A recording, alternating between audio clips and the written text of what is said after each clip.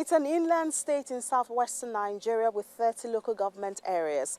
The residents of Osun State are one of the beneficiaries of BUDFOW, which is a fund being managed by the Bank of Industry, contributed from the Ministry of Women Affairs. Now, before now, we've brought you some beneficiaries of BUDFOW. This episode of BOI Weekly is going to continue in that series.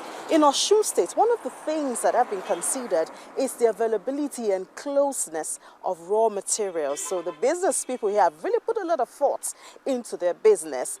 Mobdam, they're into making of planks. They make furnitures. And one thing they thought about is the resources of the state, which is wood.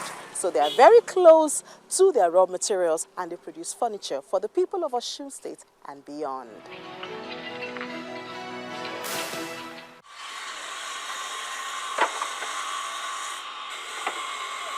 The Central Sawmillers and Plank Sellers Market in Egbedore local government area of Osun State is always a beehive of activities, with workers piling up, sharpening and cutting wood.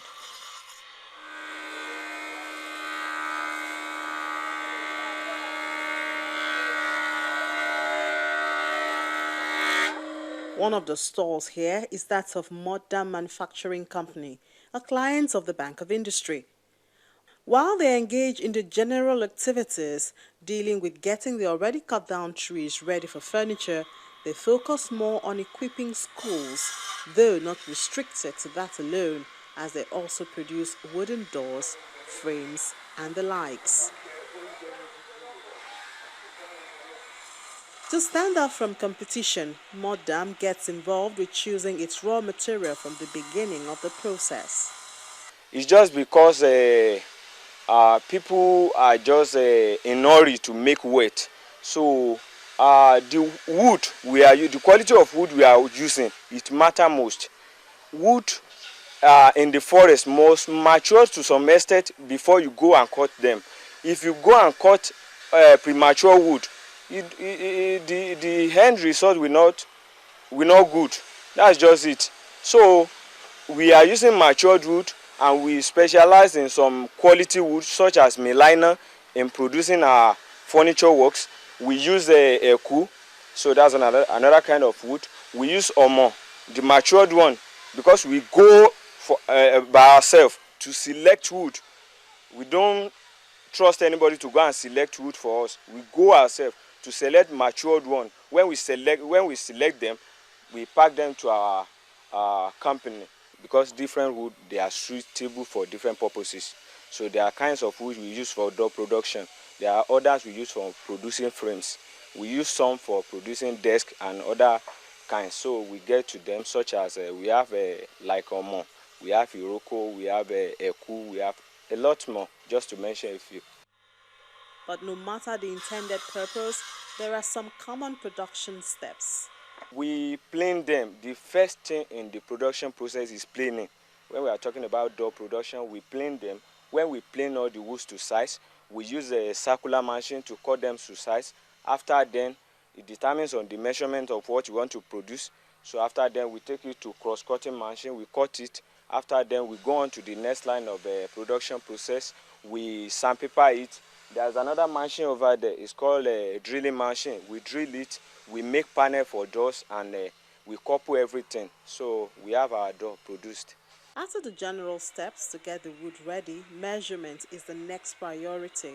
Even if you want to produce door, you go to where you want to produce door for. You measure the frame first. You don't just produce door. So when you measure the frame, the next thing is to do the rest of the production process in accordance with the measurement you take from that place. Presently, they are working on a contract awarded them by the state government, which is to produce desks and chairs for some elementary schools in the state. And so they have stacks of wood already shaped and cut to size. But they say they have capacity for more work. We are doing it in batches. So just like you've seen that one now. So this one is a batch. So we are now going on with the next line of production in the third batch. That is third batch. So when we finish with that, and a batch contains like 150 desks, if I'm not mistaken. So it's 150 desks. So per batch. We are making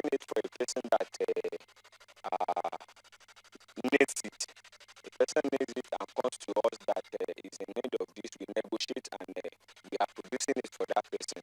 So that's just it. And if another person comes, you want to do anything as touching the wood machine operation, the person may just come that I want to plane like 50 planks. So we have the way we charge each plank and we do it for that person go. We produce a logging, we produce so many things for furniture work and carpentry work. Their waste, sawdust, could be used for poultry feed among other uses, although it's useless now. Subsequently, they seek patronage in this line. Back in Oshogo, a showroom is set for their products. This is where Mukdam showcase its wares. Do you get me right? That is the planing and sawing of wood. So it's now being transported here for its showcase and mining to the extreme. At the backyard, there's also a bit of finishing work done here to complete the work already started earlier.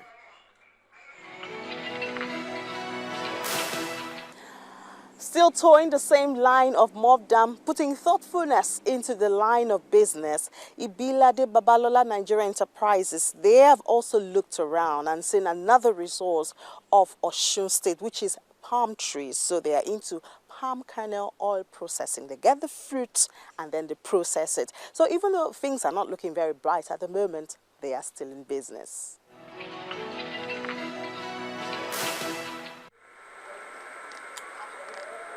In our community in Egbedore local government area is a hugely untapped area. Trees and plants are the major features here, the business place of Ibilade Babalola Nigeria Enterprises. Before entering the work area, palm kernel fruits on the floor give an idea of the work done here.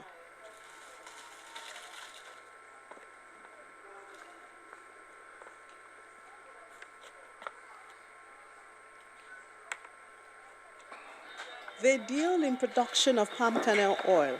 Unfortunately, we cannot see them producing because of lack of electricity. And according to the managing director, Mrs. Margaret Ibilade, acquiring an appropriate power plant is too expensive for the business at the moment.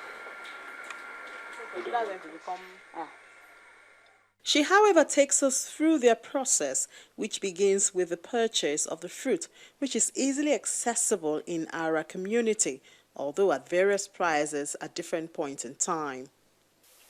When we buy the kernel, we dry it. There are two methods of drying it.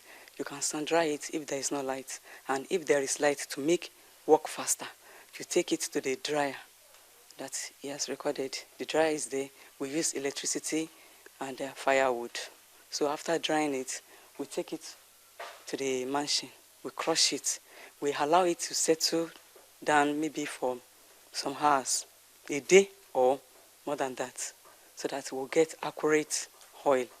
After that, we'll turn it into the cakes.